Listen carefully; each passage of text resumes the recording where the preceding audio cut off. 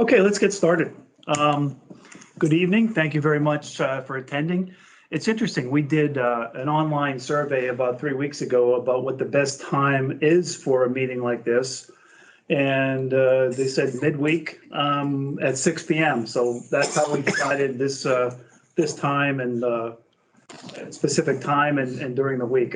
Weekends were also popular. Saturday mornings were a second option, but predominantly is either 6 or 7 o'clock during the week was the preferred time for people to join us. So thank you all for joining us. I see we have some board members, some committee members, and of course, many other people that are here. Josh, why don't you go to the first slide, please? So I just want to start out by saying thank you to the communications committee that's hosting this. Jenny Cropper-Rhines, as well as Cheryl Jacobs, will be taking questions at the end. So please, if you have questions or comments or feedback, please write them down. It just works better on Microsoft Teams to hold questions off till the end. But we want as much engagement as possible. Again, Jenny also is on the Strategic Planning Committee, and I don't know how many other committees, no, but she's also on the Strategic Planning Committee. So she's been a great addition. And we have many other members of the Strategic Planning Committee here tonight, including Becky Colt-Ferguson, Helen Johnson, Wes Blackley is online, and Rob Kiesling is here. I'm not, if I missed anybody else, I apologize. I also see Amy, who's our board liaison. And of course, Josh is our right-hand person when it comes to health support and communication. Josh Davis is here driving the slides. So let's get going. So tonight we're going to go over the background and objectives of the property owner survey. That will be the first slide or two. And then we'll come up with, we'll share the results and conclusions. And then at the end, we'll summarize what those were. And then importantly, we want to show how results will be used and next steps and timing. You know, we really are going to use this information to hopefully drive a long-range plan definitely to drive a long-range plan for Ocean Pines. And then again, we'll have plenty of time, discussion, feedback at the end. Like I said, the presentation will probably take about 15 minutes. And we'll leave plenty of time for interaction and engagement. So Josh, to the next slide. So first of all, from a background standpoint, we looked inward. So we looked, in order to come up with the questions, we collected input on SWOT. And SWOT's a tool you use in strategic planning. It stands for strengths, weaknesses, opportunities, and threats. So what were Ocean Pines' key strengths? What are our current weaknesses? What are some opportunities for the future? And what are threats that we have? And you look at that, and Josh, if you don't mind, we looked at this and we had all ocean department directors complete this analysis. So each of them did it individually and submitted it, and we use that as information to inform our survey. We also included all volunteer committees, or at least the heads of the committees. There's 14 committees, volunteer committees that support the communities, support the board. So we got input from all the heads of those committees, as well as many individuals on those committees. We also opened up to community input. We had communicated what we were working on, and we had a lot of people email me directly with some ideas and questions and feedback. So the first step was to look inward. The second step is we looked outward, and I had to refer to my notes on this. But we benchmarked 9 other communities. We looked at Bayside, Sea Colony, Leisure World, Montgomery Village, the Villages, Crofton, Glen Riddle, and Kiawah Island. I think that's how you say it. So some, resort shore areas, some were close by, just to see what they had and things that we might look at improving for Ocean Pines. We looked at governance, we looked at their amenities. There was, for an example, one of them, well, both Seaside and Bayside and Sea Colony had beach shuttles. So we included that as a question on our survey. Would you be interested in a beach shuttle? The answer was no. But that's an example of how we use this looking outward to inform our survey. Go ahead, Josh, please.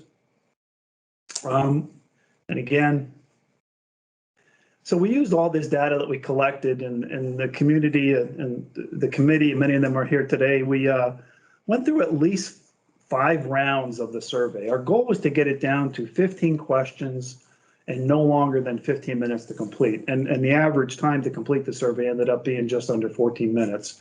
And the survey, even though there's 15 questions, there was several parts to many of them. So go ahead, Josh. You could just wrap it up to the end. So our timing was 6 weeks. We allowed 6 weeks. It was a hybrid format. And we expected a lot more hard copies. And again, there was a survey that was done 3 to 4 years ago, and it was all hard copy. And it was a lot more questions and took a lot longer to complete. Our goal was to have 1,000, because when you do 1,000, you get a plus or minus 2.4% accuracy. If you think of many of the national polls that are done, it's usually 1,000. So, you know, I always look at how many are included. And I think that's one of the issues with our political polls.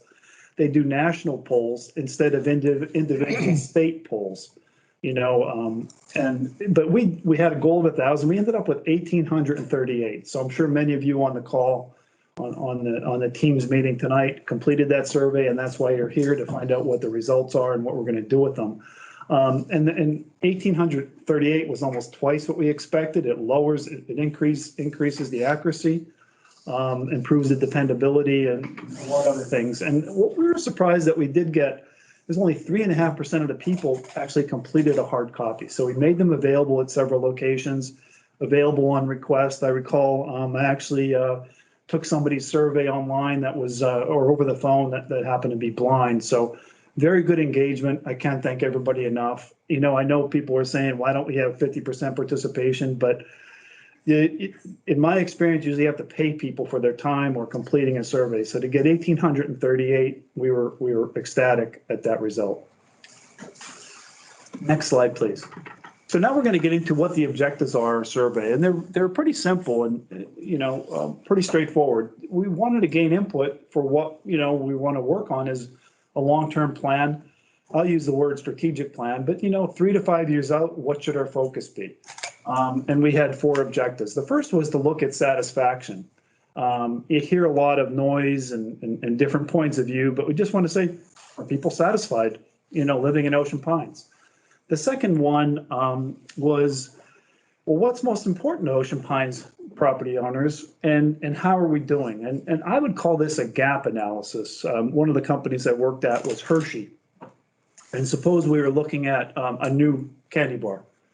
We would look at people's favorite candy bars and ask them what they liked most about it and what they thought needed to be improved. And what we'd end up doing is something called a gap analysis. And we would identify what those attributes are and develop new candy bars that might meet those needs of those consumers. Same principle applied here, asking people what's most important, and then how are we doing? You can say, hey, where do we need to focus on this gap analysis? The next one was to look at the importance of core values.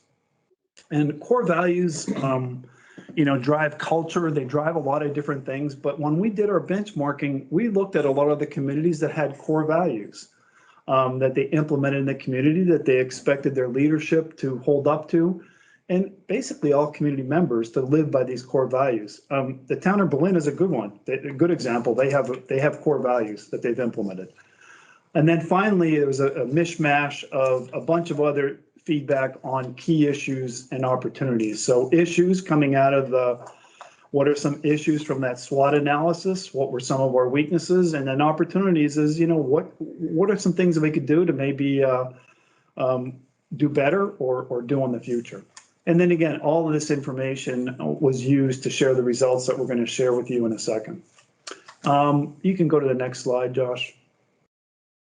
And again, thank you, Josh. I wish I knew how to drive this myself, but like I said, Josh is my right-hand person. I'm better on Zoom than I am on Teams. So anyway, overall satisfaction, hands down, Ocean Pine residents are very satisfied. The scores were 95% of people, I believe, were either from slightly satisfied to extremely satisfied. That's 95% of people. So 5% were slightly dissatisfied or extremely dissatisfied. And I think the number of extremely dissatisfied was definitely less than 1%. So, but 95% were satisfied, and 65% were either very satisfied or extremely satisfied. Those are very good scores. Again, going back to the Hershey example, we always look for a minimum of 60% in those top two areas. So very satisfied or extremely satisfied. You always want to do a little bit better, but 60% is a good baseline to work with. And then another question we asked is, would you recommend Ocean Pines to your friends or peers as a place to live? You probably have run into this question a lot, whether you stay at a hotel or maybe rented a car or ate at a restaurant. It's the number one question. It's the number one benchmark companies use to see how they're doing. And what we asked was, would you recommend Ocean Pines to others? And 83% said they would recommend Ocean Pines to others. That is phenomenal. That is a phenomenal number. You can look at insurance, and I think the number's around 50% or 60%, don't quote me, but it's pretty low. 83% is phenomenal. Importantly, when we looked at the data, we looked at everything from full-time versus part-time owners. We looked at younger, less than 50 with children. We looked at older adults. We looked at the number of families with children specifically. So we tried to look at all the different data to see if it was any different, and there was only minor differences. In satisfaction, part-time residents were slightly happier. Their satisfaction score was, instead of 95, it might have been 97 or in that range, but it wasn't significantly different. And we found that with most of our results. That was one of my biggest surprises when we look at all the rest of the data, is that there wasn't a huge difference when it came to top priorities, top issues, things that we need to work with. So that's a good thing. Our next objective was to look at that whole gap analysis. The first question was, what's most important to you? And then the second question is, how are we doing? So when it comes to most important, Josh, again, I had him do these building slides. The top three, which makes sense, were safety, maintenance of infrastructure, and community appearance. Those are the top three by far. Homeowners assessment fee, value for the money, was number 4. And when you ask somebody about fees or pricing, again, I'll use Purdue Farms, another company I work for. If you ask them, do you think this is a fair price that you're paying for chicken? Nobody's going to tell you it's too low, charge me more. That's just a fact. Nobody wants to pay more. It is a good benchmark to look at, but so we worded it as homeowners assessment fee, value for the money. Based on what you're paying, how well do you think you're getting good value of that? So that was something that was identified in a gap. And that was ranked number 4. So safety, maintenance, and community appearance were number 3. The gaps were in maintenance of infrastructure, the biggest gap by far. Second, community appearance. And third was assessment fee, value for the money. There was this whole goal of, keeping that, as low as possible. And, thanks to the board, I'm sure many of you saw recently, a $100 reduction in our assessment fee value based on the phenomenal work that John Viola and the entire team has done. But that's a great thing. So, going forward, that's important to people, and we want to make sure that we're delivering value, so improving things, but at the same time, holding those fees down. I think that's about it for that slide. Next slide, please, Josh. So then you get into those core values, and Helen Johnson in the room did a lot of the work on the committee and looking at core values and what we should include on this survey, what other communities have included, and our committee debated it. And again, we shared all this with the board. And by the way, the board was phenomenal in this. They didn't really have they were aware of what we were doing, but they didn't take away any questions. They didn't really add any questions. They basically gave us 110% support for what we were doing. So we looked at core values, and we thought we'd get a big, we thought maybe 1 or 2 of these would fall out. But these are some of the highest scores. So most of our ratings were on a 1 to 5 basis. These were all in the high 4s. So very important, almost extremely important were the results. Integrity and accountability were the top 2. There was a little bit of gap beyond that, but collaboration, respect, and sustainability were all there. And it maybe not a surprise, but we thought there'd be more of a separation. We thought, we'd get 3 or 4 and then one would fall out. But to me, sustainability makes sense, where we are and the amount of water that surrounds us. So complete sense for including that in there and not dropping off. I was actually surprised it was number 5 and not a little bit higher. So we will be recommending to the board as part of our strategic plan to implement core values for the community. And next slide, please. So last objective we had was feedback on key issues and opportunities. And the top 3 issues, again, you could click through these, Josh. You're probably saying, why did I have you build these slides? But transparency was number 1. Infrastructure, again, we asked the question a little bit different way, but infrastructure came up again as a top priority. And the board of directors and the general manager working collaboratively was number 3. Those were the top issues. We had about 10 issues that we ranked, but by far these were the top 3. And then there was another addition. I forget what it was, Josh. If you hit that. Traffic, right? Thank you, Cheryl. Traffic on 589 is an issue. You might say, well, what can we do about that? Well, you could, leverage it with, your county politicians, your state politicians to try to minimize that. And I've been here 14, 15 years as a full-time, resident, and I notice it that, it's not like when I lived in Chicago or Philadelphia, but traffic is getting worse on 589. And it's something that, I think residents are concerned about. The good news is on top 3 issues here, and I said this to the board when I shared just the top line result, number 1 and number 3 don't cost you a lot of money.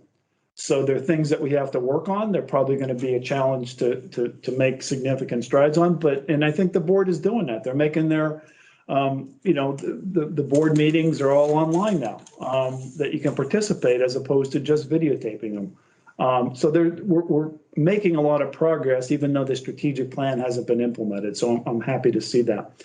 On the opportunity side, again, top 2 opportunities, interesting enough, electronic voting. Again, if you recall before I said we used in business above 60%, top 2 that supported it. So high support, extremely high support. Electronic voting had 65%. And all the specific data will be in the appendix that you can refer to, and we'll be posting that. So electronic voting had a lot of positive support. And one thing that Becky on our committee, pointed out that the fact that we had so many online, so many people completed the survey online, and yes, we're on average maybe a slightly older population than Worcester County in general, or maybe some of the other communities we looked at. We're retired or semi-retired, but it made sense to us, I guess, that people are willing to do electronic voting. I mean, we're pretty tech savvy. Based on what we've seen in the survey. Again, you want to walk before you run, but electronic voting was number 1, and there's probably opportunities to save some good money long-term if we implemented that, tested it, and again, over time, you could save money with electronic voting. The second one, again, when you asked somebody about dollars and cents, nobody wanted to have their amenity, fees increase, but the general consensus was we should charge more to non-residents. So 2 of these areas, one could save cost, another one could drive revenue. So it was pretty clear that was one of the top opportunities identified. And then the third one, we looked at amenities a lot, and the numbers on, we looked at, what's your opinion about investing in current amenities versus investing in new amenities? And I would say it wasn't significant, but there was definitely a slight preference to don't add new amenities, but invest in your current amenities and services. Now, there was a lot of other things like Ocean Pines Communications that people were really happy with and probably significantly improved versus the last survey, but we were trying to stick with what the top priorities were, top gaps were, top issues and top priorities for people. So we do a lot of things well, but these were the opportunities and issues that were identified. I think there's 1 or 2 more slides, maybe I'll, and then wrap it up. Again, just to, somebody told me one time that you should tell people what you tell them and then tell them again. So I'm going to tell you what I just told you again, and we'll go through them pretty quickly. Josh, start clicking away. So first, Ocean Pines property owners are very satisfied. This is in general.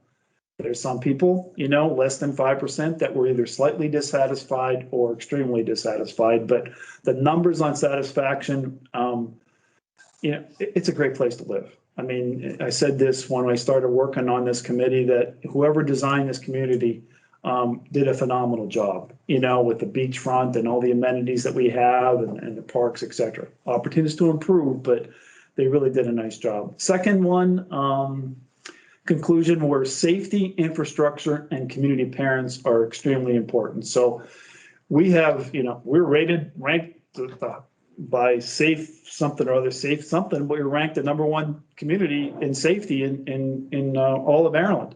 Our numbers are phenomenal. So we want to continue that and improve on that going forward. Infrastructure, we're a 50-year-old plus community. We need to invest in infrastructure. And community parents, and again, the board is doing some great work on the Northgate Bridge. And this is the one that surprised me a little bit, because I thought, it is a pretty nice community and there's some great entrances and some other things, but you'll see some continued investment over that community parents, over the next several years. Third, we said the gaps: #1, infrastructure; #2, community parents; and #3, trying to keep that HOA fee value as low as possible. I know in business, again, when you run like a business, you can't just keep on increasing prices. You're going to price yourself out of the market. People will stop buying. So it's the same thing with HOA fee. We want to deliver the value and try to keep those fees as low as possible, do whatever we can. Next slide, next thing. And then values, again, the 5 values we mentioned were all very important. In fact, if you go to the next bullet point, Josh, we'll probably recommend transparency as a 6th value. Transparency in our definition, the definitions on each of the values were included. I think under integrity, transparency was a subset of integrity, but it might be important enough to have it as a 6th value. Now, some companies have 14 values, 10 values, some communities have 8 values, so 6 is not too many, but in hindsight, perhaps we should have included that as one of the values to rank. But since it was identified as a key issue, it will be something we'll be recommending to the board to continue to focus on and improve. Go ahead, Josh. Solid support for electronic voting. I'm not saying we should immediately switch to electronic voting. I know the committee is working on that. Maybe it's a hybrid to start. I don't know, but there's definitely ways to do that in the future that might, maybe it's 3 years out. I don't know what the answer is yet. We're not there yet, but definitely was one of the highest support when we looked at opportunities. And then why don't you just click through the end to wrap this up.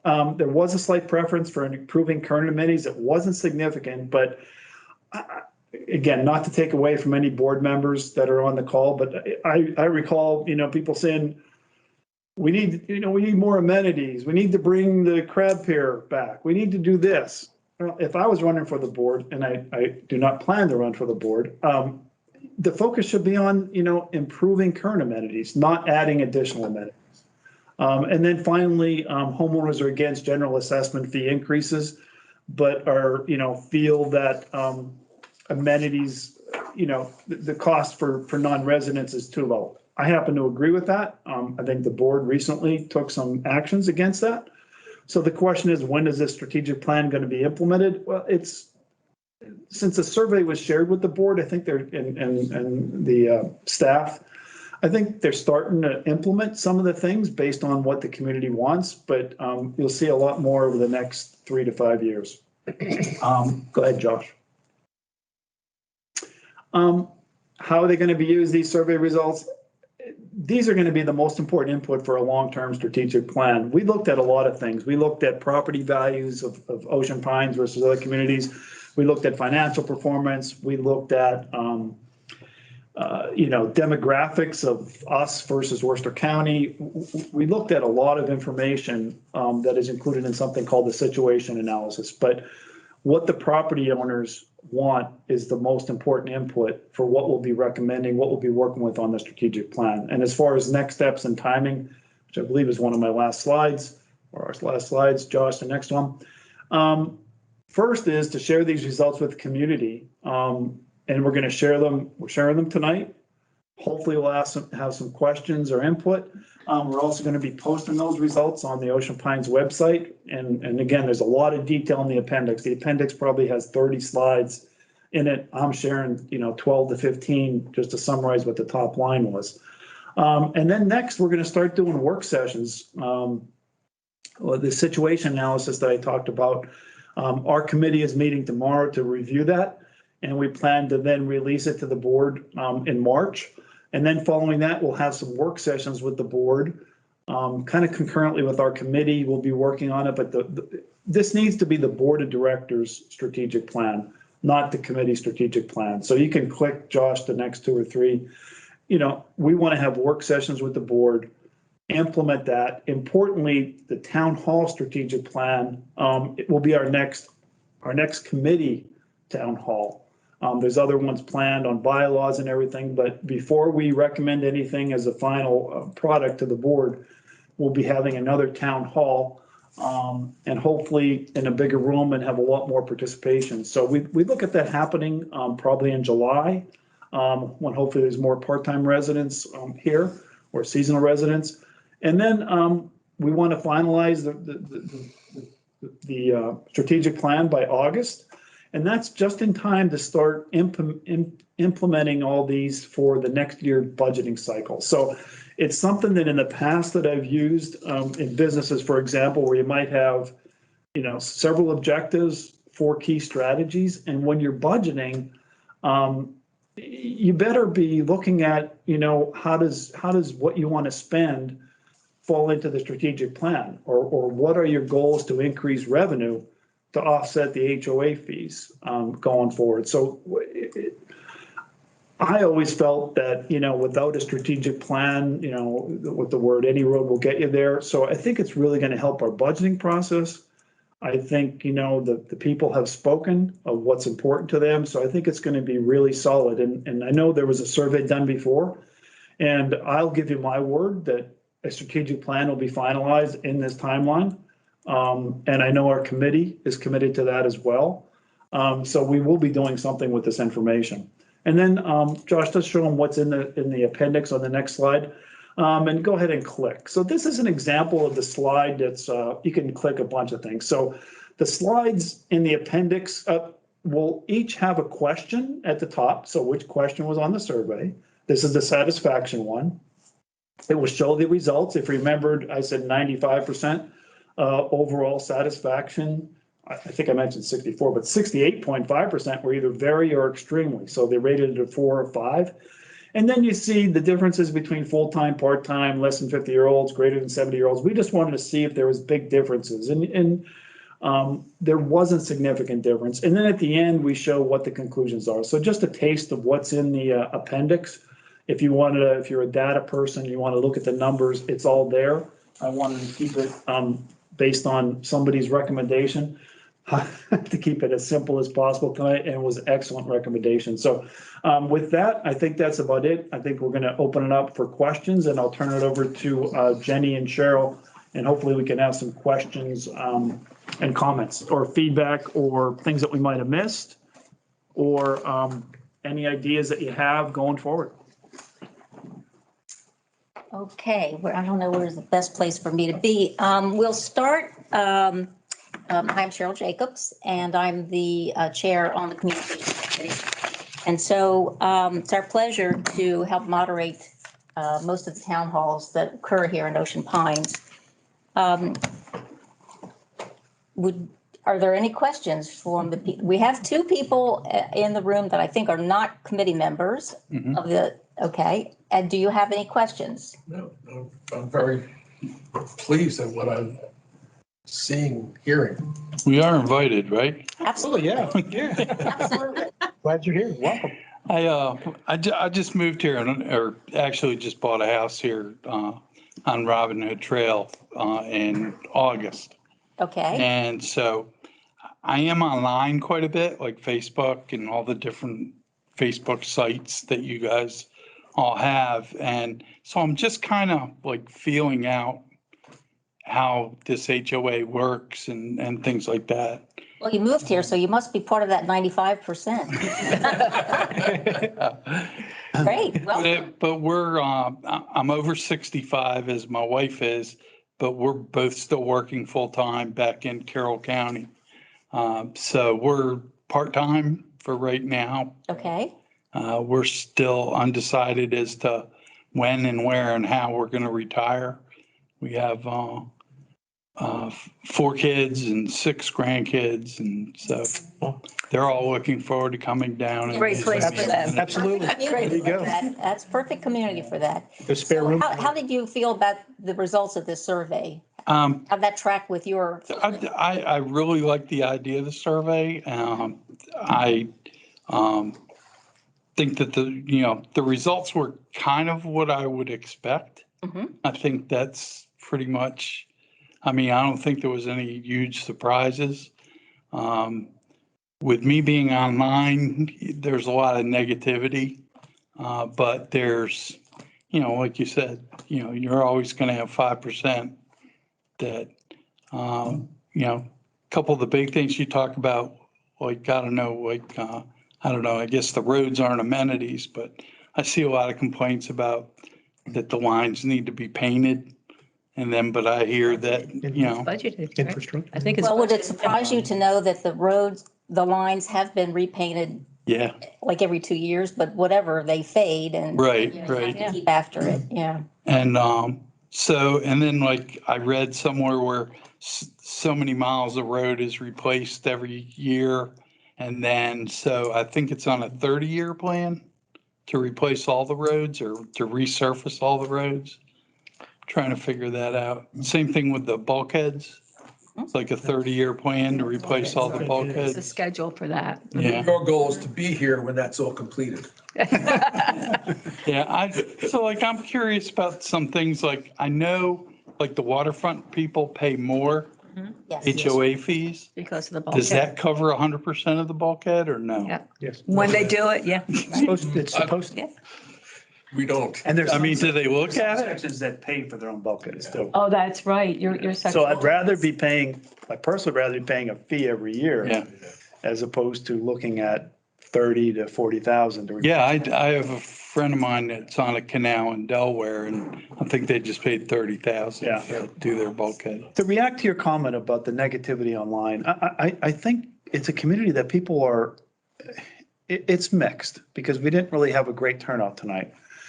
But we had over 1,800 people complete Yeah. the survey. That, as a business, that's a lot of people. It's a testament. And there's a lot of people online that have opinions and are engaged and I value that. And there's some good ideas. The painting of the lines, I have an eye issue and I like those lines to be painted. What I heard was that the lines, the paint wasn't exactly right the past year and it faded quicker than it should. But I would say, hey, we're an older population. Safety is important. Your eyes don't get better as you age. Maybe long-term, we should budget for painting the lines twice a year. Yeah. I mean, just as an example, we're not there yet, but I'm just saying that it's pretty simple to do. I mean, if one person happens to get hit on that highway, Yeah. God forbid, what do you think will happen? And then, like you said, like the other thing I saw where, there's a significant amount of people that want these streets to be lit up. Yeah. And there's also a significant amount of people that are very opposed to that because they like to see the stars. Yeah, So, I mean, there's a lot of decisions that are Yeah. usually hard to make. they're mixed. That's a mix. Now, you can see both of their points. And I think it's really important. You're known, you've gone online and you've seen the Yeah. survey. I know before we moved down here, I would go online and I would watch some of the board meetings, Yeah. read some of the, because get the information from the OPA Yeah. website and that'll really give you a feel for and look back. You can always look back at old meetings and see Yeah, I what went happened to, before. So I that's tried really to join, helpful. I tried to join aquatics. And, I don't know, I just thought committees were different than what I thought. And it's, the person running it is she has a vision for how she wants the committee to run. And, I applaud that. And it's basically as a support of aquatics and things like that. And I had a ton of questions about aquatics. And she basically said, look it up. The one thing I neglected to do when I called upon you was I neglected to ask you your name. Yeah, Rick Salstrom. Rick. Welcome, Rick. And we do have some other people online. Sorry. We don't want Mind him to. enough. Rick, don't it's want all right. some Rick, thank you very much monopolized- for attending. Chatting. Yeah, thank you so much. Chat after. And welcome We to want the to take some questions from the people who are joining us online as well. Yeah. Well, so far, I don't see anybody's hand raised. If Oh, I anybody thought- would, Is that your hand? Somebody does. There's, There is a hand is that raised, Tom? number 11. Yes, I do have one with a hand raised, it looks like. Tom Piatti. There you are. Good evening, everyone. Hello. Great Hey, Tom. meeting. thank you. I love the survey. Of course, I took it. 13 Chatham Court, the park, previous park president, treasurer, and all that, former Ocean Pines board member, and currently on the Budget and Finance Committee and chairman of the search committee for the election. So I've paid attention to Ocean Pines for a long, long time. I've owned here since 2002, but I really didn't become full-time to 2014. But one of the bullets was transparency. What bugs me about people talking about transparency is this. Ocean Pines is one of the few, there's over 350,000 HOA and condominium associations in the United States, servicing 65 million people. Ocean Pines is one of the few that puts all its board meetings and committee meetings on YouTube. You can go back and look at everything. Back to 2013. Not only that, if you follow the Ocean Pines website and you look at the general manager's briefings, he talks about bulkhead replacement, what it used to cost, what it's going to cost, and the fact that we went to vinyl, and instead of doing 3,000 linear feet a year, we're going to do 2,000. He talked about lining the roads. The last time they were lined, we went cheap because we were in debt, 1.6 million. So we only paid $26,000 to a company to do it. Poor product, and we learned a lesson, and that's in the budget to do better. Online voting. The park has done online voting for years. It works very well. But what we had to do is we set up computers in our clubhouse for those who may not be internet savvy, so they could come in, we could sit with them, or they could come in and do the ballot, in person too. So there's ways to do this. I think that all of us, or many of us who have stocks and bonds, we know that when you have investments, you get an email to vote for the board of directors or changes to the board and all that. And you go online and you make those decisions. There's no reason why we can't go to full online voting in Ocean Pines. And I know it's being worked on because I actually watched that meeting. I think this is a wonderful place to live. I'm very pleased to hear the percentage of people who recommend living here. I know I do. I mean, in the park, we have a waiting list of people who want to live in our community. That's a great thing. And so, Barry, I appreciate your taking the time to do this survey. It's great.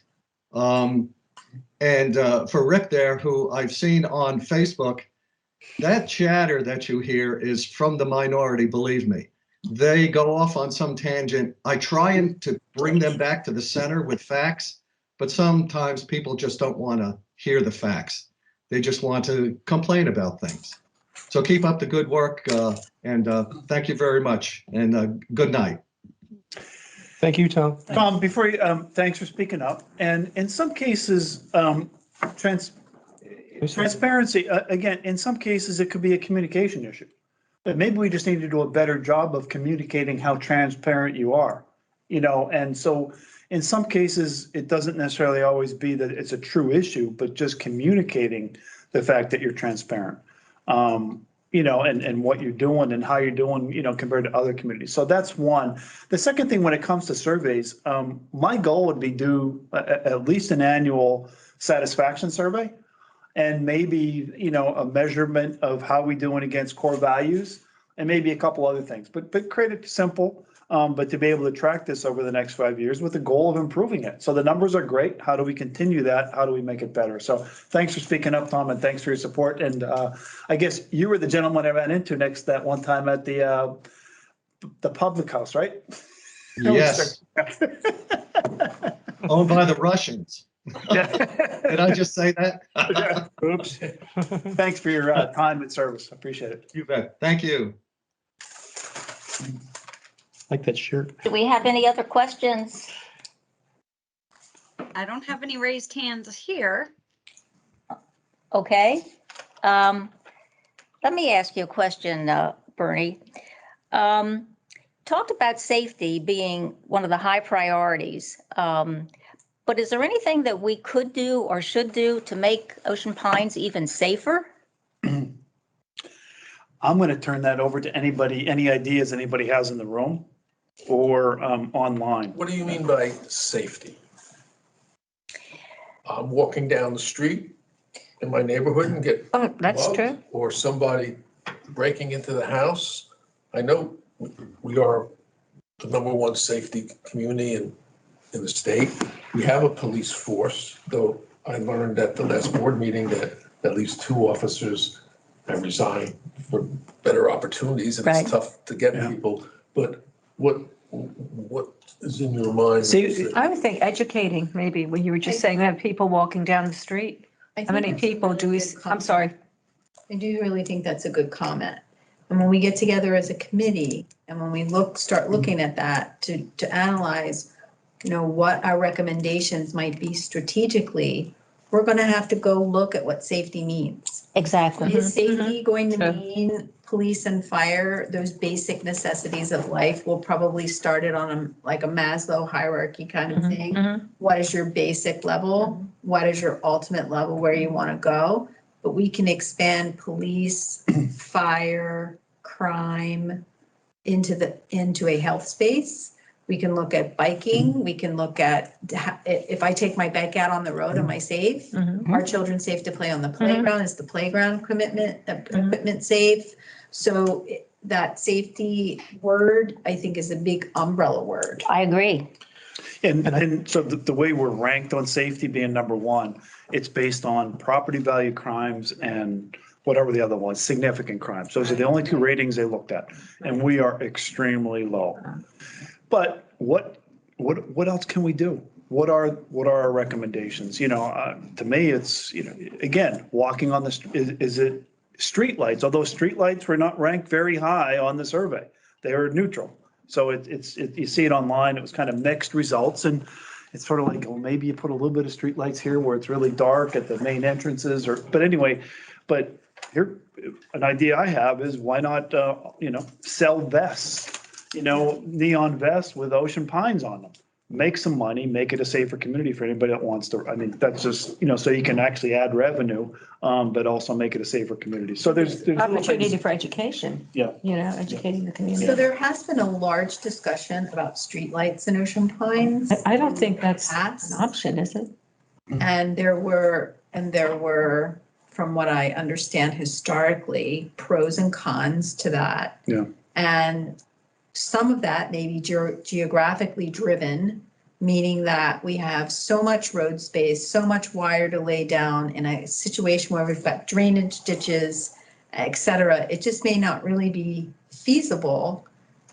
But one thing that we might want to talk about is that there could be a feasibility study for solar-driven lights at the corners of certain intersections that would enhance visibility, especially when it comes to traffic safety and pedestrian walking, the yacht club.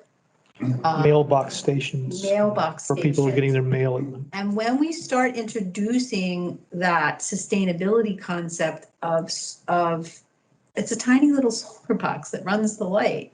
Yeah. We're not increasing our expenditure in terms of that, but that could be one of our ideas that would come out of our committee discussions that would be suggested to the board to look into. What is the feasibility of doing that? And it might not be at every house, it might not be at every corner, but it might be something that would enhance biking safety at night, car safety at night. I know that one of the issues for redoing the the North Bridge, there was a lighting issue there Right. that Yeah. was a problem, along with other problems, but there is a lighting issue on that bridge as you approach it. So Yeah, I think people have commented also about the difficulty in reading some of the street signs. That's how, you read my mind. Yep. Yes, yeah. that's a safety You measure. read my mind. Exactly, Yeah. exactly. So Yeah, and- that's another thing that And just, could improve, Complained about. improve this. We have the police chief on, if oh, it might be a Oh, good time okay. to engage him here. I wanted to paint my letters on my street sign with reflective paint because we have visitors and they can't see the sign. Good evening, all. Hi, Chief. Hi. This is Chief Ayersman, and I'm listening in at the comments. Several of the comments as far as lighting and the different safety issues have been addressed. Some of it is education issues. Some of it is education to our own residents, our own citizens. The police department gets calls all the time that they want speed bumps on the roads to slow people down, or they want markings on the road, and it does get a little confusing. And a lot of times the Ocean Pines Association itself doesn't have the authority to do some of the things that they really want to do. Okay, the Ocean Pines Association cannot put speed bumps on a county road, and the roads are county roads. There's certain things that have to qualify. It has to be below 15 mile an hour to be able to put a speed bump. You can't put speed bumps down to slow people down within the 35 or 30 mile an hour speed limit, because the damage it does to vehicles when they go over it, and then you're responsible for that. So there's some things that law supersedes what rules and regulations can do. A lot of people in Ocean Pines think that on Ocean Parkway that they call the police department because there's people parked in the bike lane. That is not by There's a definition of bike bike lane under the Department of Motor Vehicles Administration and the state law. That's not a bike lane. Okay, that's an extended shoulder. If you notice when you drive down the parkway, in some places, that extended shoulder is pretty wide. And in other places, that extended shoulder beyond that white line is pretty narrow. That property to be designated as a bike lane would have to be a perfect dimension. It would have to be marked with markings in the lane. If you go down Ocean City and down Coastal Highway, they have a bus lane. That's a lane that is designated for that bus, and you can enforce laws if somebody parks in the bus lane. So there's a difference between having rules, and you need to realize that the police department, we enforce Maryland state law within the jurisdiction geographically of Ocean Pines, but we do not. We can't issue a citation for violation of a restrictive covenants. And a lot of people get that really confused. And we try to do this at group meetings for education, especially for new residents. They come down and they want to file a complaint for a noise ordinance, for us to write a ticket for a noise ordinance. You're not a municipality. Therefore, if you were in Ocean City and you had a loud party and you were over a certain measurement of decimal level, the Ocean City police officer will write you a citation right there on the spot. You are in violation of Ocean City code such and such. Your restrictive covenants, which is your governing rules and regs of Ocean Pines, are civil actions, which means you would have to go to court for violations like that. It's not something that a police officer can just go there and write a citation for. The same thing with the street lighting. I've been here for a very long time. I live in the south end of Ocean Pines, and it's dark. I live on a cul-de-sac, and it's very dark. I know in the past there have been financial issues brought to tables to see if it could go to referendum about getting streetlights. But myself, for example, if I'm a homeowner and I live back on a cul-de-sac and it's going to cost X amount of dollars to put streetlights on the corner of Sandy Hook and Ocean Parkway, how many people want to vote yes for that? Now, your homeowners association fee may increase. Well, I'm not going to vote for that. I never go past Sandy Hook and Ocean Parkway at nighttime. I'm not going to put money out so people at Sandy Hook get a streetlight. So it has to be a very popular group educational effort that goes out to make it a community project and not the people that live on Sandy Hook, a project for them. So we've been through some of these things in the past. The police department's always open. I'm meeting with the Kiwanis Club next week. We're more than welcome to meet at any of these town hall meetings and stuff to try to educate what we know. But there's, just so you guys know, that there are a lot of requests that come to the board that come through the police department to want to know if we can do this or we can move that. Just remember that there's a huge difference between a rule and a restrictive covenants does not necessarily make it an illegal act. And we can only enforce law. It has to be an illegal act. We're always willing to go on the call, but we can't supersede what the law allows us to do or what it allows the board of directors or you as a membership committee to request. So we hear these requests and we welcome them, and we're more than glad to research them for you. If you come up with a safety idea or something, that we are more than willing to research it, address it, bring it back to your attention on what our findings are, but I can't always guarantee you the result that you want. Chief, thank you for your service and thank you for your input. And just to be clear, street lighting was neutral. Like it was really, some people wanted it, some people wouldn't. It wasn't, you didn't see it in any conclusions here because people were like, there was equal pluses and minuses. But when we start brainstorming about safety, what we could do, that's what led to this discussion. So thank you for clarifying that. Looks like we have another. Sharon's got a question. Yeah, and We Rob, you have had. Sherry Carl.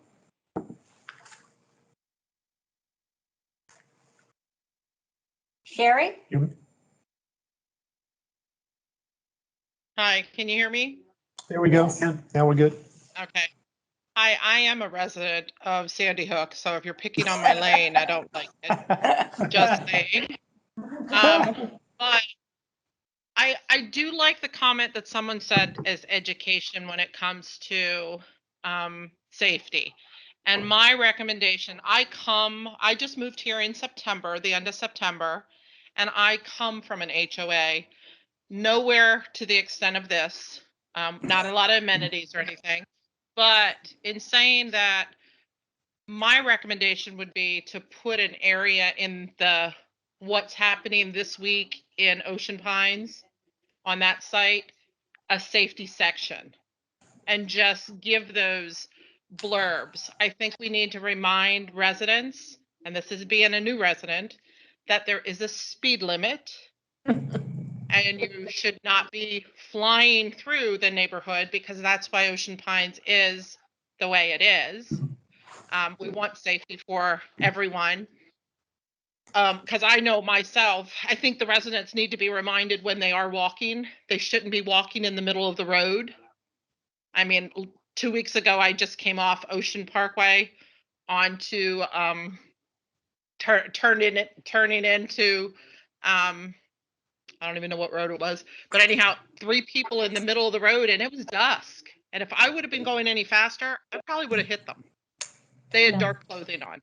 Yeah. So I think the residents need to be reminded that, safety first.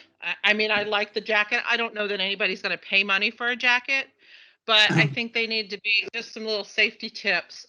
Wear something reflective, maybe a white jacket instead of a black jacket, because we can't see you and we don't want anything to happen, God forbid, in the area. Sherry, this is great the chief suggestion. again. Excuse me. You would be surprised, and a perfect example of what you're talking about. we see a lot of people at night walking their dogs and so forth down the street. And some people, they're like bicyclists. They go to an extreme. They have a light, a flashlight. They have a flashing light on their back. They have reflective light on the leash so Yeah, you can super see the overkill. rope going. Some people really go to that extreme, and we laugh at it when we go by and like, wow, he's really lit up, you know. But that's an extreme. But it works. It works. And Yeah. again, on the issue of people walking down the street, people call us all the time to want to slow people down. We have a portable radar board. Just today, I got a request. We have an officer that's assigned just to that. So if you call and say, hey, look, they're really flying up and down Windjammer, we'll go down. We can put that board there. Not only is it there, that board is programmed to record. So I can leave it there for 3 or 4 days. And when we bring it back, it will show us what the percentage of traffic on that road was going under the speed limit, at the speed limit, or over the speed limit. I don't have the manpower to just set a patrol officer on specific Right. streets for a lengthy period of time. But we also have a section in roll call where we get complaints that it's on Windjammer or Sandy Hook or Pinehurst or whatever street, and we try to become more visible there. The numbers that you're talking about as far as posting, that's a great idea, and it would not be anything hard to acknowledge because we already do that. We already submit those stats to the board of directors at their request on a monthly basis. How many crimes we've had, what those charges were, how many traffic violations, how many accidents we've had. So that data is already collected, so it would be easy to report if it was requested. That's a great idea. Thank you. Yeah, very good idea. Take note for. Thank you. Rob, I cut you off before. No, I'm good. Thank you, Sherry, and welcome. Welcome to Ocean Pines. Thank you. I Well, was just I'm gonna make very a- familiar with the area, more so on the south side, but I moved on the north side. And like I said, I'm anxious to, not anxious, I shouldn't say anxious. Well, I am anxious to see how it is in the summer because I'm told that there's a lot of, I mean, I was a visitor here in the summer all the time. So, and of course, I'm watching my speed limit. So I'm hearing on this side of the Pines, and I don't know if it's a true statement, that people roll through a lot more stop signs than they do on the south side. And I don't know if that's true. So I'm hoping, I mean, I, of course, will be alert, but, you know, it's just different. Yeah. Okay, thank you, Sherry.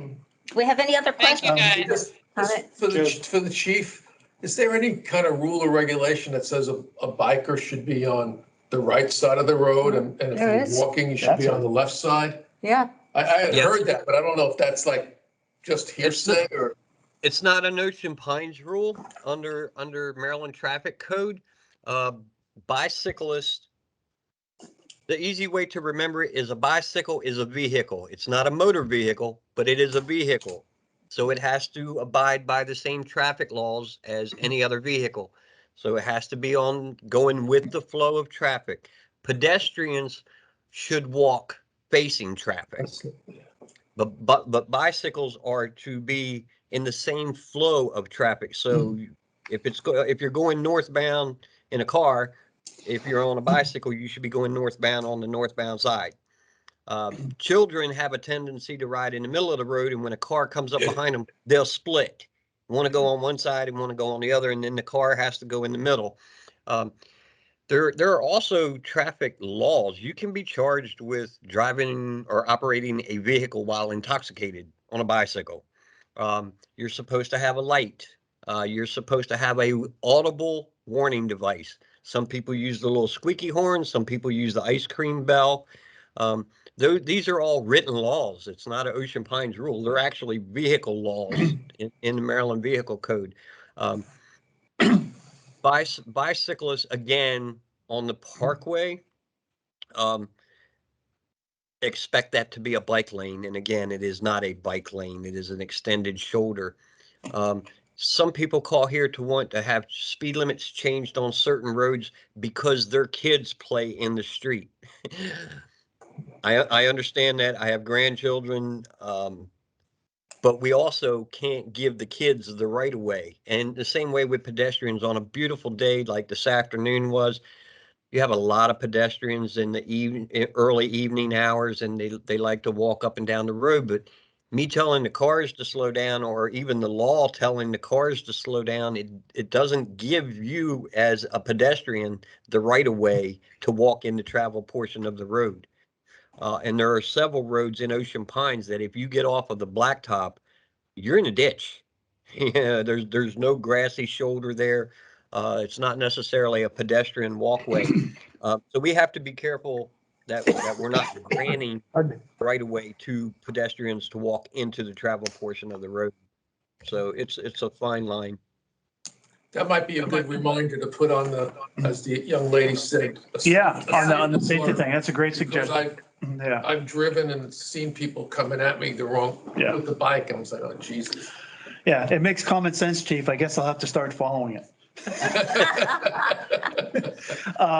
Thank you for that. And again, just importantly, safety was ranked very high and we're doing very well. The discussion is what can we even do better? So what can we do to enhance that? So, Rob, you had a comment? No, I was just going to comment before about lighting, but Becky kind of Okay. addressed it, so it's been covered. I'm good. Anyone else? Comments, questions? I'm not sure how our timing is. We'll go as long as about 7, a little bit after 7. I have another one for you, Bernie. I was very happy to hear that people are very interested in electronic voting. And that is an indication to me that we're finally coming into the digital age. And so the Communications Committee has been working for several years on the idea of having some electronic signage here so that we can have messaging that is up, it's timely, because we have to wait for somebody to go out and change the letters and do all of that. I'm just interested in how people feel about the possibility of having some electronic signage, particularly if you come in the south gate or you come in the north gate. That was kind of where we thought we would start that. What are your thoughts about that? That makes a hell of a lot of I'm sense. 100% in favor of that. Yeah, Yeah. more consistent, Yeah, because, the signs are they're not all the same. yeah. And they sometimes you'll drive by a sign and, oh, that was last week. Who's going to maintain it? Who's going to change? Is that something the administration would be doing? Yes. Doing and stuff? And Yeah. how much does it cost? And the budget they have to decide, but it makes a hell of a lot of I sense. know, it's costly. It is costly. I think it's a good survey question. Right. I think it And should Bernie go and out. I've talked about, Well, we'll take away the streetlights on Ocean Parkway and put up. There you to- have some, See? but don't you have to, am I wrong that we have to get rid of the other signs? over time, we would, yes. Yeah, would they all be Signs- replaced? Ironically, those signs are illegal to begin with, according to the county. Okay, But we did work out an agreement, and we're still working through that. Over time, the others would have to be removed, yes. because the board had looked at a certain number, correct? Of We got elect- permission 3. when we got a text Three, amendment. 4. No, we can have up to 8. Oh, wow. Oh, County says we can have up to 8. Wow. I'd be interested in your thoughts, being a new Yeah. Sherry's or some. My thoughts would be, I think it would be distractive to drivers. And I wonder about pedestrians and bicyclists that are going by the signs and the driver is glancing at the sign versus the road. I mean, I love communication through online, through emails to the, I don't know. I don't think I've gotten an email from Ocean Pines. Are you guys capable of emailing everyone? I know, yeah. OP. Okay. Newsletter. Josh, hook them up. There we go. yeah, make sure that, I know there's been discussion about distraction, Mhm. but then on the other hand, you can make the argument for, as I'm riding by, whether it's electronic or not, Right. electronic maybe would catch your eye more, but there has been discussion Yeah, about that as a pro, as a con. It's like, it's not too bad here, but a little pet peeve of mine is these little stick in the ground signs. They're everywhere at the south entrance.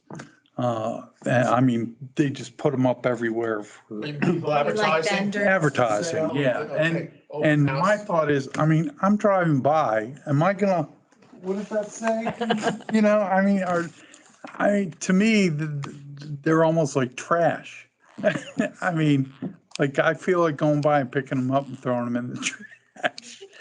You have some But- regulations for We signs. do, yes, there are. Yeah, that, go ahead, Becky, you had a comment on. No, I think your question's an interesting one, and it makes me think, how is our committee, how is this committee going to respond to an individual issue? Yeah. And what framework are we going to use as a committee to evaluate an idea? And is it really our committee's role to be evaluating an idea like that? And if we can't, No, I just took advantage of some people here. let it go. No, I didn't mean that specifically, just in general. I think the strategic planning committee is a little bit more philosophical than actual Specific, bricks and yeah. mortar. But if we did have an issue where we would have to examine because it came to our committee or whatever, we could actually use the results of the survey to evaluate that. Yeah. And the results of the survey, because we would all be on common ground, the results of the survey is safety number one. So we would analyze the signs for safety. But the biggest issue in the survey is no new amenities and keep my dues where Well, they it's a are. replacement. It's not a new amenity per se. So, but you have a cost factor. Oh, yeah, Associated with for that. sure. And that would not be our role. No, but there is a cost, obviously, in keeping up the ones that are existing. And that has to be manually done And on a schedule. So there is a cost. Don't know that the ROI would be appropriate for going to electronic, but as our thinking was, as we move forward in the digital age, is there a way for that to be more useful to the community? And from a safety perspective, we would have the ability to put safety information there if something came up that we wanted to notify the residents of that, so. And to Rick's point about the distraction, and I think it's a valid point, but in some cases, and I speak for myself, just and back to what you were saying before, Bernie, about vision, I get more distracted at the signs that are now because I'm trying to read it. And having something, Yeah. a little more visible might Yeah. actually. Oh, Exactly. Might actually. Hit the sign. Could be an enhancement to that. Yeah. So that's just a personal opinion. Right. Up to Yeah. date emergency. Yeah. Or- Implications Yeah. of the issue would Yeah. be a feasibility study, a comparative study, and then it would be to say, let's put that on the survey, the annual survey. Is Yeah. that what our Let's membership add that to it wants? or ask it. Yeah. I think there's an Or do a opportunity. breakout survey. I think in general, whether it's a communications committee or the aquatics committee or the marina committee has an opportunity to ask questions. I mean, one of the ways to drive engagement is ask people what they think. We did it for this meeting. We asked, what's your best time for the meeting? Weekdays at 6:00. That's why we had the meeting at this time. So they get a lot of participation, which is fine, but we had over 200 people respond almost immediately. That's what theirs is for. 200 is plus or minus 5%. It's not bad. So I think I'd like to see us, from a communication standpoint, I think the safety section is a great addition, but also just ask people their thoughts, questions. Again, if the ROI is there, if you're not sure what you should do, but I think it's a good compromise to go with. Personally, I think it's a good compromise to go with a few, see how it works out, and then maybe eventually. Sure, we have We've got another hand hand up. raised here. do the hand raise. Sherry.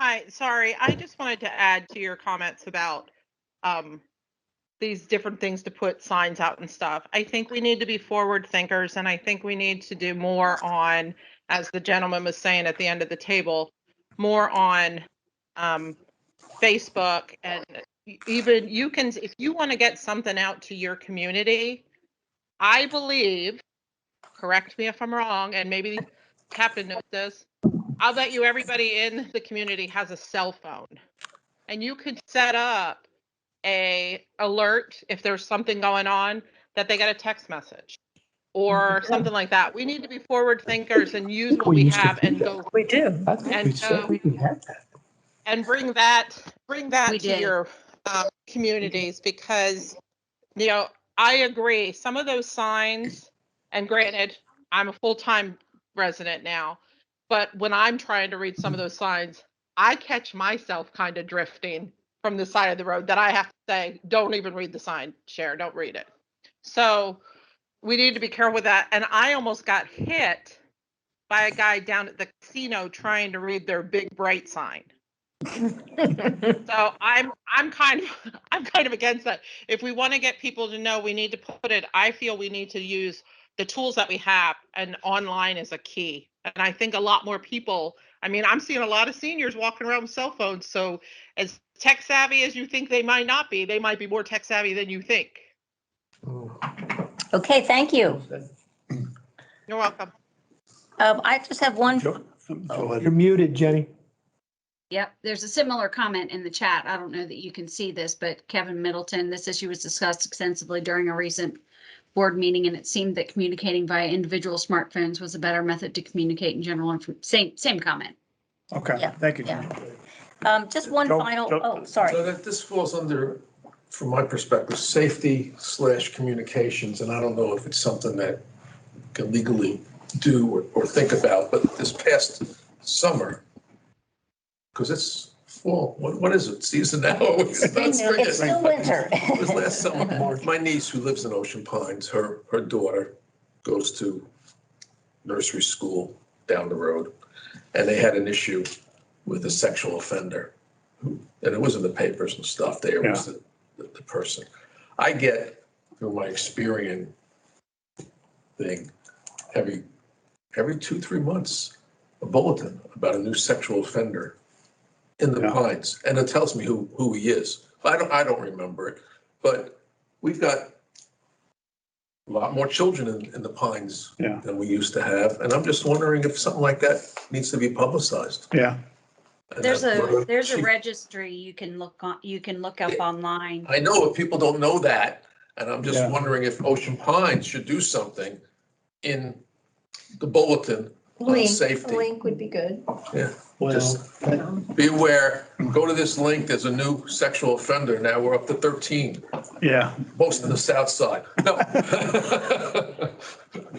that's a good, I mean, it all comes to communication and, you know, what do you want to communicate? How do you want to communicate? Those signs, you talk about the signs, you know, like, hey, you know, free roof cleaning or whatever. It is interesting that they get, especially in the summer, you know, between, you know, different things, personal and business, you know, and I don't know if that falls under covenants and regulations, but it's like, you know, maybe residents should be able to allow, you know, to do their garage sales, but you have a lot of businesses out there advertising as well. So should you regulate? I don't know what the answer is. We're not here to make decisions tonight. We're here to get input on what people's ideas are and what we should consider going forward.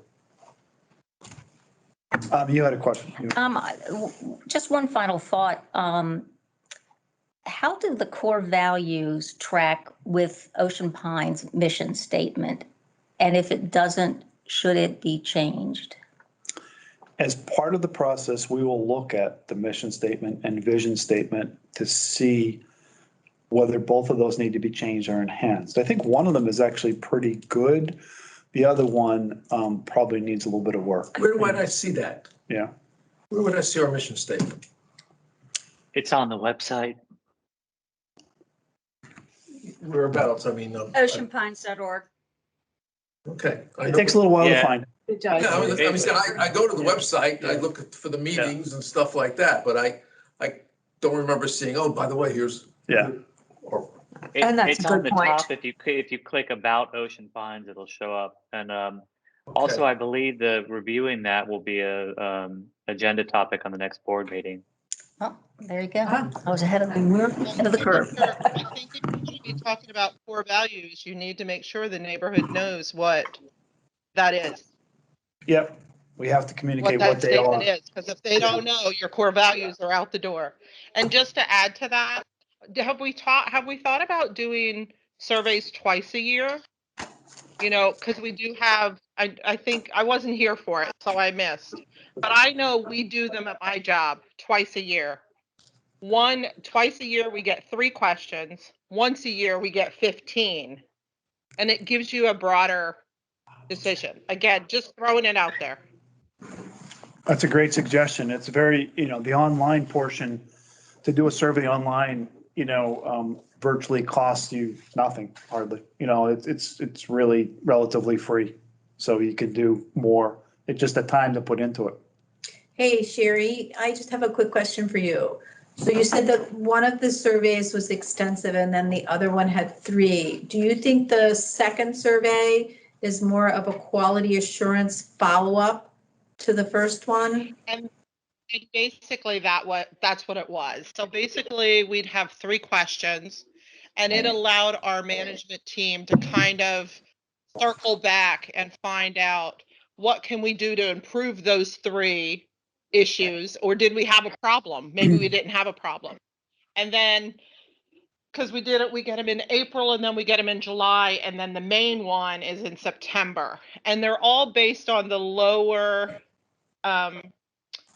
percentages. Okay. Yeah, and to answer your question, Sherry, as far as core values, definitely some education will need to be done. I see it as a major, I actually, in our year-end recommendation, you need to budget for the communication of that, what they are, how we're going to implement them, what do they mean, how are we going to measure whether we're doing what we should be against those. But I also see, it's you got your mission, you got your vision, you got core values. So they're all key part of this umbrella that ties together. I don't know that the core values be mentioned within the mission. I'd have to look at it and our committee will look at it and make some recommendations. I had a big question before we're done. I don't know if this is the time for it or not, but I was very surprised to see the HOA fees go down $100. Hugely surprised at that. Nothing ever goes down. So I was kind of happy, and then I started kind of thinking a little bit as to what isn't going to get done in the amenities to basically to support that. And like you said, we'd like to keep the amenities going. So I was kind of looking at a big picture thing, in that the HOA fees went down, yet the amenity fees went up. So my thought is, are the amenities supposed to drive the HOA fees down by making a profit? Or? That's why they did go down, according to what I read about the budget, because. So if the amenities are making a profit, why are their fees going up? I think that's a very good point. And significantly up. And I heard kind of the reasoning was they hadn't gone up in a long time. Well, that's not a good reason. Yeah, I don't have all the answers, but in the survey, we asked some questions about amenities. If you go online, once it's posted, you'll see. And highest used amenities were the farmer's market and the parks. Right. Okay? Yeah. There is maintenance costs and all that too. I mean, some of the amenities, very low usage. Well, there are a lot of people that would basically like to bulldoze the golf course over. So, and there's a number of people that, that say they don't use the pools. Right. You pay for that. You don't want to use the pool, you don't pay for it. That's an amenity you pay for. Yeah, and so it comes down to low percentage of people using amenities, rather than charging everybody, an HOA fee. Charge those that are using it a little bit more, so we don't have to charge everybody else more. Right. I think that's the rationale. And if I was a business, I'd be looking at how can you make money? If you keep your HOA fees fairly low, or maybe increase only with inflation, your admin costs, your labor costs, all those are going up. What can you do to offset that other than leveraging what you have? Yeah, but then again, like with aquatics, you're looking at families with children and you're burdening them to keep the HOA fees down. I don't know, is that Is that what the HOA, I- is that what the board of directors would like? Or, I can't speak for the board of Yeah. directors, but I'm just saying that you have to look at that and you might learn that with the increases that we have Mhm. this year, maybe people won't be happy with that and there'll be some pushback and that will be Yeah. calmed down, or maybe we're charging a little bit too much on this one or not the other. So I just know they're assets and they're looking at them more from a break even step, just the opposite. What if they're losing money? What would well, you- I'd heard they'd lost money for years, but I haven't been here for They're years, doing very so. well, including the golf. Yeah. So again, you have a lot of outside people playing golf, you Mhm. know, they're charging them more money.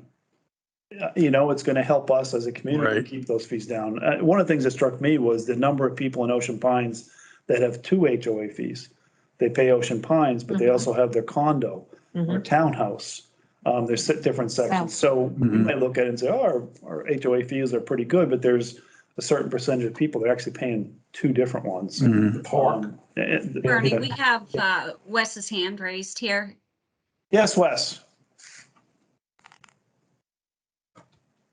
You know, we had a lot of discussion about the HOA fees during the process here. And the way that Ocean Pines has run the HOAs, you know, has been, you know, from a decision made, you know, a while ago, and it's a decision makes good sense because only a relatively small amount of people use the HOAs. And that is the HOA should pay for themselves and maybe make a small profit. And I don't think the HOA fees alone were the thing that would have contributed to the lowering of the budget, because when we did the study, it's only a few, you know, maybe $1 or $2 or something like that out of the whole expenditure, you know, out of the whole $1,000 that we pay a year. So the HOAs themselves are, you know, an insignificant impact on the individuals that are in there. And the philosophy is that people that enjoy the amenities should pay for them. You know, I'm a member of an HOA, you know, in down south, where all these little communities that they build, you know, have an HOA, 100 homes, you got an HOA, and they have a pool and a community place, and it's all covered by the HOA. Some places even put in garbage in the HOA, or for retired communities, lawn cutting. So, you know, it's a philosophy of what you want to put in the HOA and what you're asking people to pay for. The flip side of that equation is you know, this was begun initially, I think. I mean, I was there when Boise Cascade was developing and, you know, went around on the roads when they were just gravel. And you know, it was sort of billed as a good retirement community. A lot of the retired people don't use the amenities, and they're on fixed incomes. So I really think the way the board runs it is the right way to do it. And you know, it seems like it's doing well. And I hear the stuff about the golf course. I'm a golfer, but not a member of our particular course. But the golf course actually makes money, and it's open to the public. And so we receive a lot of money. So the idea that the golf course is somehow a drain is just one of those misconceptions that people have, just because they don't, you know, they don't necessarily take the time to get all of the information that's out there, because, you know, plowing the golf course under would actually cost the community. But I think people look at it as, hey, I'm not a golfer, and we have this golf course, and like it's like everybody who's wants to could play for free. But that's not the way that it is. So, you know, that I think that you know, the amenities are handled well by the board, and the philosophy works here, and I think it balances the interest of the people that are members of the community. Wes, I think you brought up a couple good points, and one thing that I want to share is from Wes's comment. He mentioned that people need to be educated in terms of what their HOA dues are really paying for and what the amenities are really costing. And that's something that we met as a group have discussed before. So that might be another education initiative that we can bring about. But what I've learned through the survey is that I really learned that you have to look at each amenity as its own business. And you have to look at it, you can't blanketly make an umbrella statement of increasing across the board. You really want to look at like each performance of each amenity and how it's contributing to the overall community goal and mission and value. And then if we start maybe looking at more data and teasing it out a little bit more, and learning from this year as to, fees given back or fees increased, then we can use that as the starting point and move on and then start really teasing down and seeing, what's better to increase, what's not better to increase. Plus, as a resort-like residential community, because we were initially a resort community, but now we are a large residential community, we still have to stay competitive we are within a larger community of resort and amenities, and we have to maintain our competitiveness in that area because our residents aren't using our amenities. We are having people come in and use our amenities, so we are making money on significant amenities. So it's a fine line. Well, I mean, my background is accounting, and if you take that down, like say, for example, aquatics, okay, they have 5 pools. Okay, you can actually break down the operations of each pool individually. I mean, possibly one of the pools should be closed. That's possible. Yeah, good. I mean, Yeah. if you're going to look at each amenity as being a profit center. There's only one that's open year round. Yeah. The rest are Right. summertime. Yeah. And they're used. Yeah, and I think Amy made a point about aquatics fees. I don't know what it was exactly. They haven't increased since They haven't increased 2011. since 11, so some of them are catching up. Yeah. But I think the $100 reduction was driven by a lot of different things, and amenities might have been one of them, but there was bigger other factors. But thanks. Progress had a good summary. I don't know. Does somebody record the meeting for that newspaper? Because there was All meetings, articles in it were like, holy Christ, I don't even remember. all meetings are recorded, yeah, including this one, which we. Somebody recorded the one of the recent meetings, the board meeting, I think it was, Yeah. and they actually like split it up Yeah. to where, sometimes I can't sit down and listen to the entire 2-hour meeting at one, sitting. Yeah. And being able to pull out the sections of it Yeah. was great. Well, Josh is the one, Josh. Josh is on board. Hey, Josh. Presentation, so. Thank you. And the last slide up here, just, and I'll let the communication committee close out, but just so you know, this is great input, great discussion. It's exactly what we were looking for, not just to share results. So we shared results for 30 minutes and then talked for about 35, 45. So we appreciate that. Feel free to email me at any point. And again, any other questions, comments, ideas, these are some great ideas that you came up with basically on the results, what we can do to implement some of those results. So thank you all. Thanks for attending. And again, I'll turn it over to Cheryl just to see if there's any final comments or questions. No, I think we would have liked to have had more people, but that's always, a difficult task. But the important thing to take away from this is going to be available. It's recorded. It's going to be available for people to look at afterwards, as are to address what your concerns were, Rick, the budget meetings. That's you can go and watch how they arrived at the reduction and what are all the elements of that. And so it's still a hard time, a hard task rather, to communicate everything that is out there for people to see and learn about the community, even if they don't show up for the meetings. It's all there for your viewing if you choose to do it. And it was very helpful for Josh. Well, I have discovered one thing. You've got some fantastic people working here. I mean, I was sorry to hear that the general manager was going. He's fantastic. Yep. I can't remember her name, the girl that runs aquatics. just unbelievable, all the things that aquatics is involved in and does, even for the community. Well, you don't have a great community without great people. Yeah. We're very, very thankful that we do have great people here. Mhm. Thank you. That's been my biggest learning in this process, is getting to know some of the department heads. I mean, I always interacted, used different amenities, but, interacting with department heads, interacting with the other committee heads, Yeah. the talent that's there, Oh, and volunteering, and I encourage you, if I you mean, look, get another one. look at the There's snow removal. Oh, my a lot Lord. of good things. Great There's stuff. also the Residents Academy Yes. online. Yeah, Ocean Pines Academy. Did you see that? I've seen a little bit of it. You should have been here the last snowstorm about 4 or 5 years ago. Yeah. As happy. They did a great job this year. Yeah.